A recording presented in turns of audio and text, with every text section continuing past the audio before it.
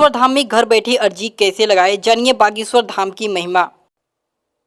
जी हाँ दोस्तों, घर बैठे आप लोग अर्जी अपनी लगा सकते हैं। धाम का संचालन करने वाले महाराज धीरेन्द्र शास्त्री कहते हैं कि कोई भी यहाँ पे आ सकता है, या फिर बागेश्वर धाम आने के बाद भी उनकी अर्जी नहीं लग पाती तो वो अपने घर पे ही अपनी अर्जी लगवा सकते हैं। जी हाँ, घर बैठे। तो बागेश्वर धाम में घर बैठे अर्जी कैसे लगाएंगे इसी के बारे में बात करने वाले हैं। तो आप लोगों को सबसे पहले मंगलवार के दिन सबसे पहले आप लोगों को एक लाल रंग का कपड़ा लेना पड़ेगा। कपड़े के लिए हमने बहुत सी वीडियो बना दिया, 3 प्रकार के कपड़े लेकर जाते हैं जो भी बागेश्वर धाम में घर बैठे अर्जी लगाने के लिए उन्हें सबसे पहले किसी भी मंगलवार के दिन सबसे पहले एक लाल रंग का कपड़ा लेना है और अपनी अर्जी बोलते हुए मन में उस नारियल को लाल कपड़े में बांध देना पड़ेगा। जो भी आपकी मर्जी, मतलब जो भी आप चाहते हैं उसको अगर मंत्र में ऐसे पढ़ते हुए उसके बाद आपको लपेट देना पड़ेगा नारियल से। काला कपड़ा भी अगर इस्तेमाल करना चाहते हैं तो भूत प्रेत वाला कर लीजिएगा।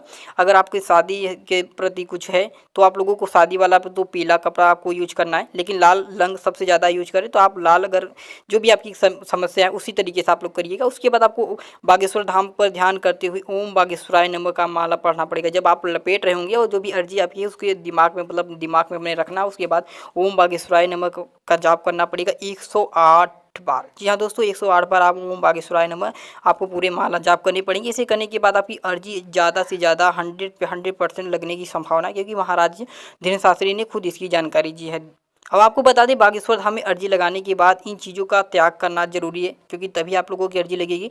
अगर आप अर्जी लगा रहे हैं तो आप घर बैठे लगा सकते हैं, तो मैंने पहले बोल दिया, लेकिन आपको बता दें, अर्जी के बाद लहसुन, प्याज, मांस, मंदिरा व घर से न लाना है और न खुद वर्जित करना है। यानी खाना कहीं बाहर भी नहीं खाना, न घर में खाना, न किसी के साथ खाना है। आप लोगों को मांस मंदिरा से दूर रहना और ब्रह्मचर्य का भी पालन करना पड़ेगा। और अर्जी लगाए गए नारियल को अपने घर में किसी स्वस्थ स्थान, यहाँ पे साफ सुरक्षा है, एकदम क्लीन है, या पूजा पाठ जहाँ आप लोग करते हैं वहाँ पे आपको बांध देना पड़ेगा, वहाँ पे आप रख दीजिएगा।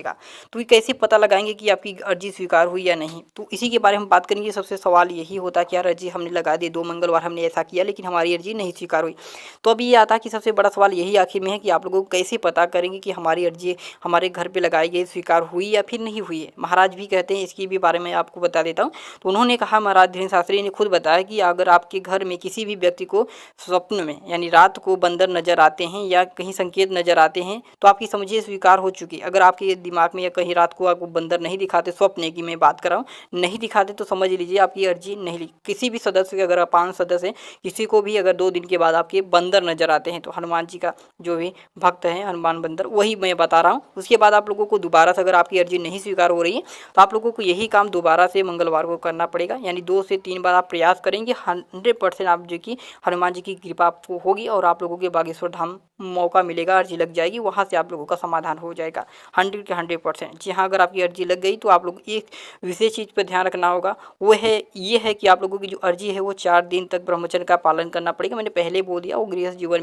में ही क्यों ना हो, यानी शादीशुदा हो तो भी आप लोगों को ब्रह्मचर्य का पालन करना पड़ेगा। उसके बाद ओम बागेश्वराय नमः का जाप करना ही पड़ेगा, यानी जाप आप जैसे करेंगे तैसे आप लोगों का काम होने वाला है। जी हाँ दोस्तों, हमने आपको बता दिया बागेश्वर धाम में कैसे लगाया जाते हैं अर्जी। मैंने आपको बता दिया, टोकन भी मिलते हैं, अलग अलग टोकन मिलने के तरीके हैं।